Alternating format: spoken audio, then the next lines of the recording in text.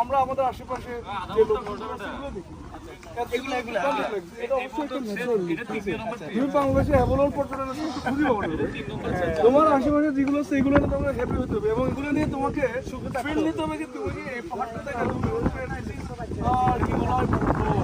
Kind of Europe America. প্রবলেমটা হচ্ছে আমরা যখন ঢুকতেছি মনে একটা অনেক আনন্দ ছিল, সে আনন্দটা কি নাই হয়ে গেছে। তোমার আনন্দটা ঢুকতে না ঢুকতে বের হয়ে গেছে। কি ঢুকতে না ঢুকতে আনন্দ বেড়ে গেছে।